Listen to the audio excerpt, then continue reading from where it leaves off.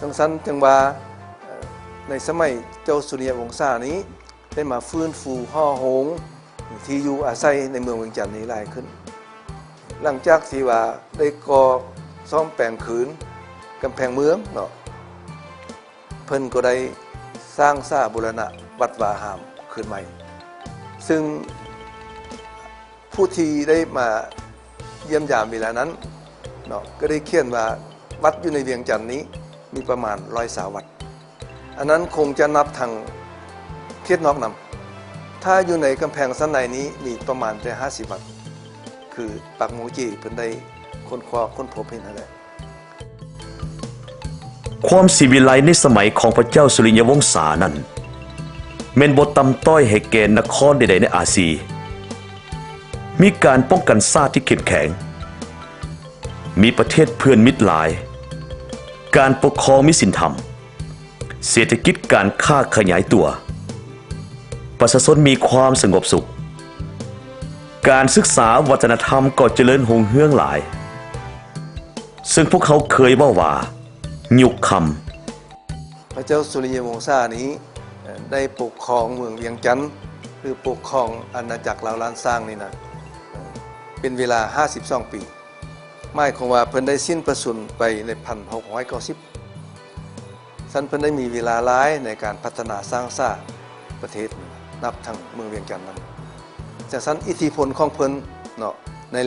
เวลานั้นเนี่ยมันล่วงหลายนับทางการนับถือจากต่างประเทศ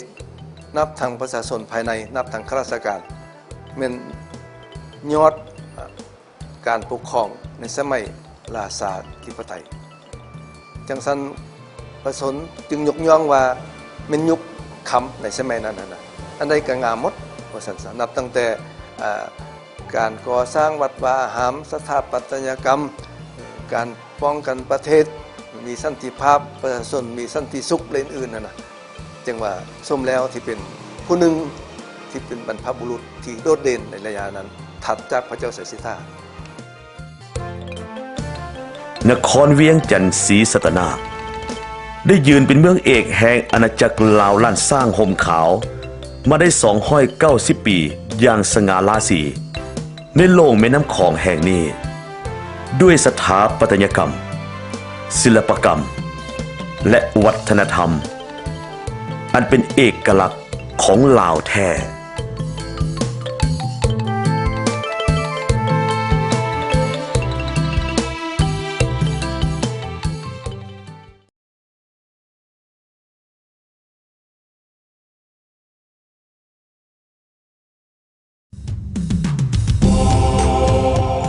นครหลวงเวียงจันทน์มีประวัติอันยาวนานซึ่งมีหลายสมัยก็มีความรุ่งเรืองเหลืองประชาชนมีความสงบสุขมีความอยู่ดีกินดีมีชื่อเสียงเป็นที่รับรู้จากประเทศในยุโรปว่าเป็นประเทศที่มีอารยธรรมอันงดงามมีวัตถุโบราณและปูนิยสถานอันลือชื่อ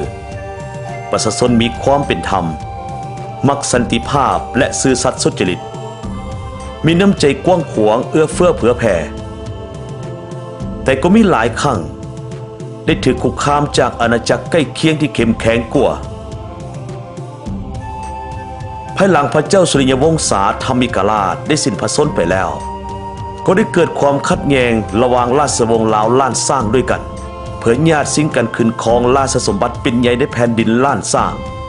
เฮ็ดให้อาณาจักรที่เคยกว้างใหญ่ไพศาลเคยมีความเข้มแข็งมาแล้วเป็นเวลาหลายศตวรรษก็ต้องมาแตกกันออกเป็น2อาณาจักรในปีคศ1707คืออาณาจักรเวียงจันทน์กับหลวงพระบางในปีคศ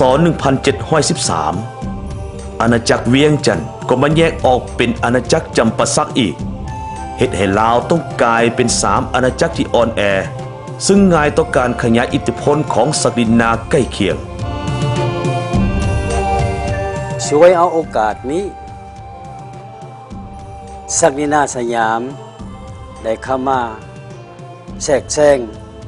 ผูกห้านและยึดครองเฮ็ดให้3อาณาจักรล้านสร้างตกเป็นเมืองช่วยและเมืองขึ้นของสยาม มื่อปีคศ 1778 กองทัพศักดินาอาณาจักรใกล้เคียงก็ได้โจมตีนครหลวงเวียงจันทน์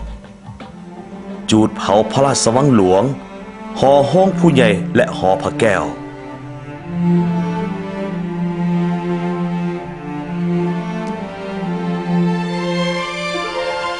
ทั้งกวดต้อนเอาเสื้อกษัตริย์เสนาบดีปัญญาชนและประชาชนลาวไปแสนกว่าคนอาณาจักรทั้งสามก็ตกเป็นประเทศสลาดของศักดินาใกล้เคียงในปีคศ 1779 ในครั้งนี้พวกเขาได้ลักเอาพระแก้วมรกตและพระบางซึ่งเป็นมิ่งขวัญของชาติลาวไปในประวัติศาสตร์ดังกล่าวนั้นทั้งแผ่นดินล้านสร้างได้สูญเสียความเป็นเอกราช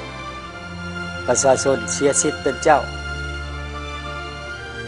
เป็นคอยขาวัตถุสิ่งของสถานที่มรดกวัฒนธรรมถูกหม่างเพถูกทำลายเผาผลาญ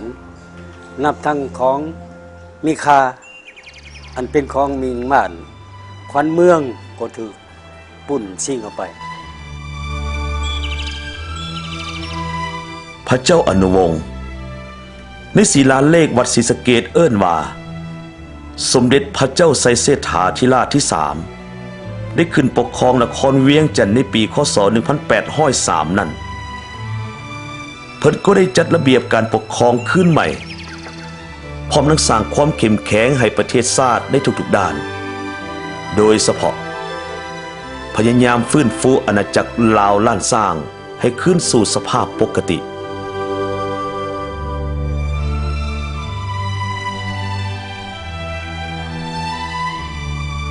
ไปเคียงคู่กันนั้นเป็นกระเสริมซ้ำกำลังทางก่อสร้างซ่อมแปลงกำแพงเมืองที่ทึกสยามมาลงหารในปี 1778 สมัยพ่อบิดาของเพื่อนนั้นในเวลานั้นเราก็ได้เสียพระแก้วและพระบางไปทางประชาชนแสนกว่าคนก็ทึกกวนลางไปเพื่อนได้มาซ่อมแซมราชวังคืนใหม่มาซ่อมแซมห้องพระแก้วและวัดอื่นๆคืนอีกอันนั้นก็เป็นผลงานของเพิ่นก็ได้สร้างวัดสีบุญเหืองอยู่หนองขายและวัดอันสร้างเพือก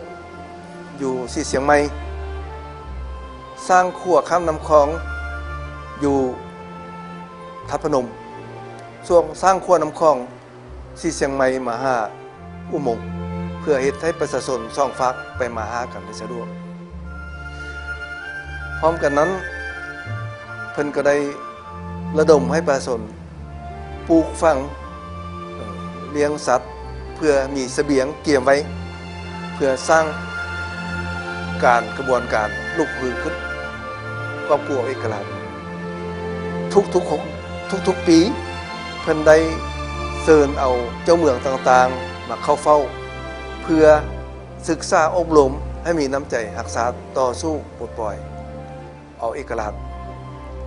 ดังนั้นเจ้าอนุนี้ถือว่าเป็นกษัตริย์ผู้หนึ่งที่รักษาและเป็นนักรบผู้หนึ่งที่เก่งกาสามารถที่ว่าประเทศใกล้เคียงนี้ก็ยำเก่งแสดงให้เห็นเวลาที่ว่าปฏิบัติในบรรลบต่างๆในปีคศ 1827 กองทัพศักดินาอาณาจักรใกล้เคียงก็ได้กลับมาบุกโจมตีนครหลวงเวียงจันทน์อีกครั้งหนึ่งพระเจ้าอนุวงศ์ได้นำพาประชาชนต่อสู้อย่างพิราศอาถรรพ์ที่สุดเพื่อป้องกันนครหลวงเวียงจันทน์แต่สุดวิสัยเพราะเขามีกำลังหลายและอาวุธก็ทันสมัยกว่า